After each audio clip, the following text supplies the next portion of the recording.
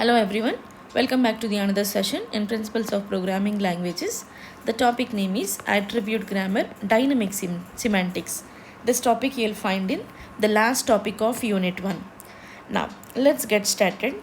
We were discussed in the previous video about attribute grammar. So what is attribute grammar? The grammar which defines more structure of a program, and this is what we were discussed about type constraints, right? So the static semantics will talk about type constraints in the grammar. Now I'm going to talk about the dynamic semantics. So this video will helps you out to understand about what is dynamic semantic, and dynamic semantic is defined in three different ways: operational semantics and denotational semantics and axiomatic semantic. So what all these three are, how these are defined in the attribute grammar, this part we'll be going to discuss now.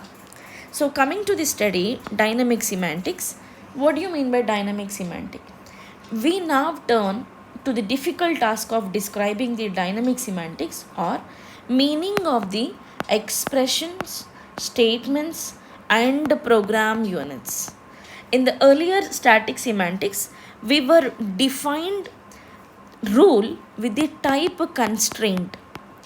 And in dynamic semantic, we not only talk about the type constraint, but also will tell the meaning of expressions and statements and different program units which are there in the rules of the grammar. Now, so in this dynamic semantic, let's talk about the first one, which is operational semantic. The idea behind operational semantics is to describe the meaning of a statement or program by specifying the effects of running it on a machine. That the effects on the machine are reviewed as the sequence of changes in its state, where the machine state is the collection of the values in storage. I'll give an example for the better clarity. So operational semantic is to describe the meaning of statement or program by specifying the effects of running it on a machine. The best example is what? Loops. The reason why I am giving example as loops is in this loop, your values whatsoever you are giving in the part of this, how loop repeats, for the better understanding how loop repeats, because in a machine the values will get changed. Let's talk the example that I wrote the for loop in this way: I is equal to 1, I less than n, I plus plus. Now first time this loop will get iterated as taking I is equal to 1. Now in operational semantic, we'll see the effect of running it on a machine. Whatever expression you are giving, whatever statement you are giving, that the way how it operates, we will be going to describe. So that means here the meaning is what? Here in this loop, expression 1, which is initialization. Now loop repeats for the condition if expression 2 double equal to 0, go to out. And we'll write some more statements. Expression 3, go to loop.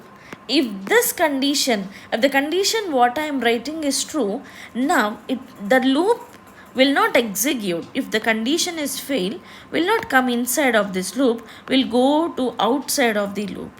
If this condition is true, we'll go to inside of the loop, right? So operational semantic is to describe the meaning of the statement or program by specifying the effects of running it on a machine. And you can also take the any other example which involves different kind of statements. I'll give the other example to understand about operational semantic. So the other example is, let's say that identifier is equal to variable, identifier is equal to some identifier plus 1, and identifier is equal to identifier minus 1, and go to label. If I'm writing the condition, if variable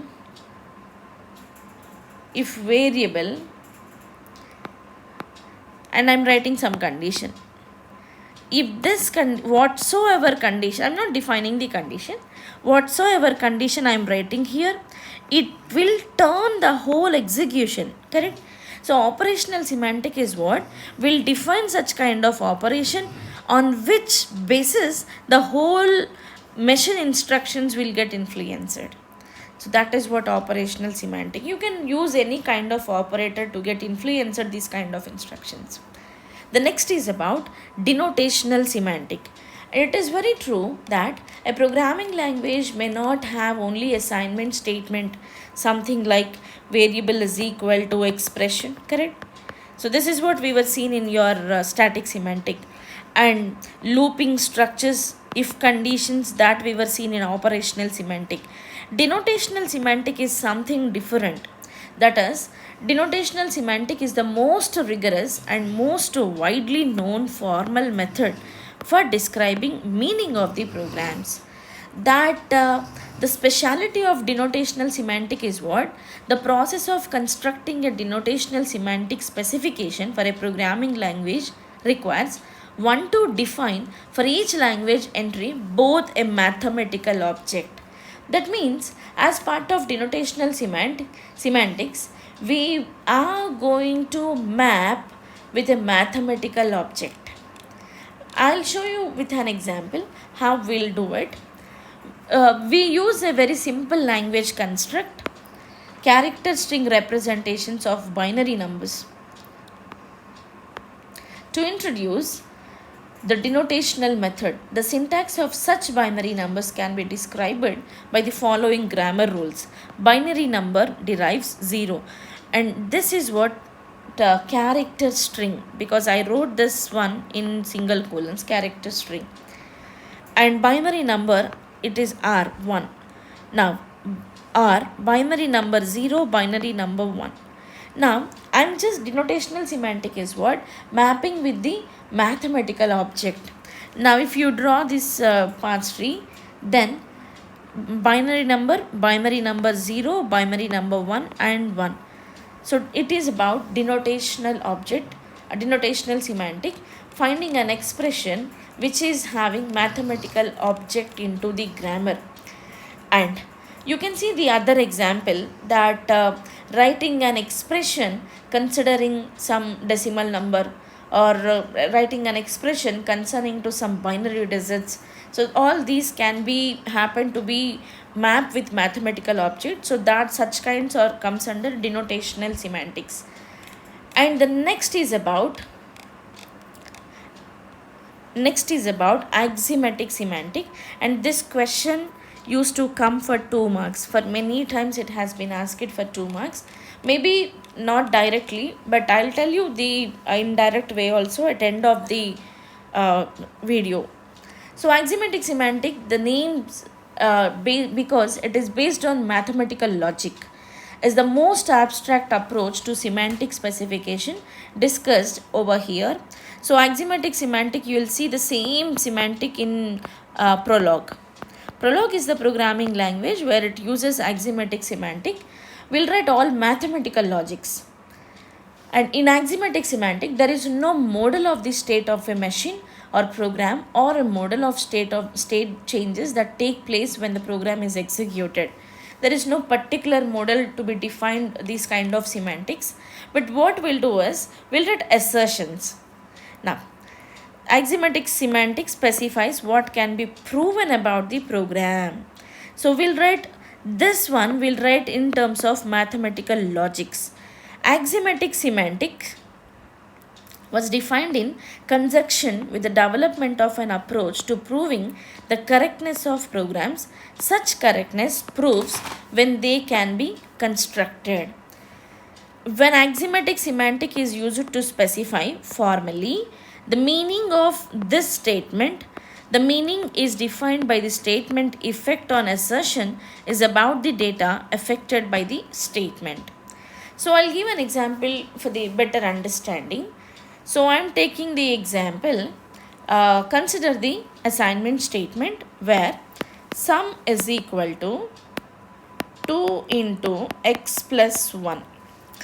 So the logical expressions used in axiomatic semantic are called predicates or assertions. These assertions are called precondition, post-condition respectively of the statement for two for two adjacent statements. The post-condition of the first serves as the precondition of the second. Now I am going to give you precondition, post-condition.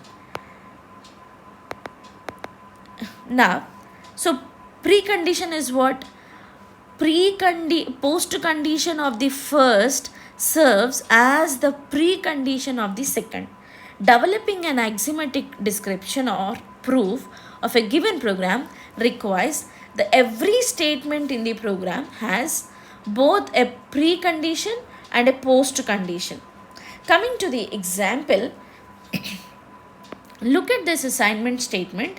So this assignment statement or this logical expression will brings you two kind of conditions.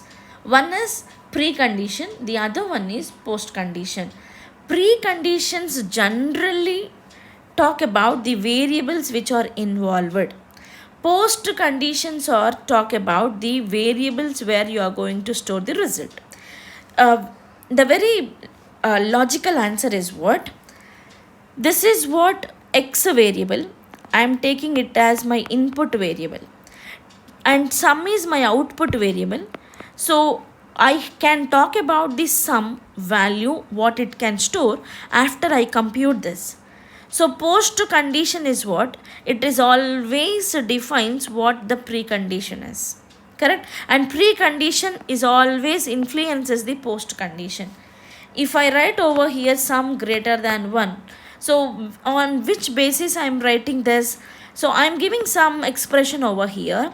Based upon that, I am generating a condition which is sum greater than 1. And this condition is called post condition. Correct? So I told you just before, it is about post condition, it is about precondition. Now what might be the precondition? Post condition will get influenced by the precondition. Precondition is that x can be greater 0, x can be greater 10, x can be greater 50. So whatever the condition I am writing, make sure that x value should not be 0.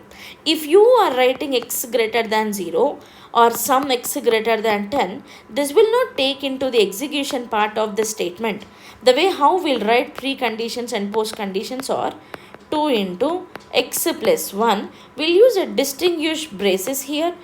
And these are what the braces, something like this braces will tell you the precondition and post condition.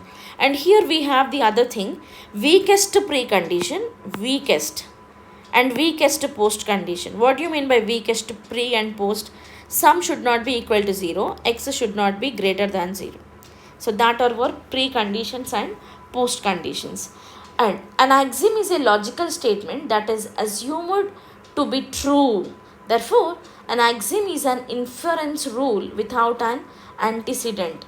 So, we'll generate this type of inferences rules to make sure always that the expression will return a positive value. So, whichever condition you are writing into the grammar, that condition will be taken as assertion to that grammar. So, this is about assertions and dynamic semantics. Thank you all.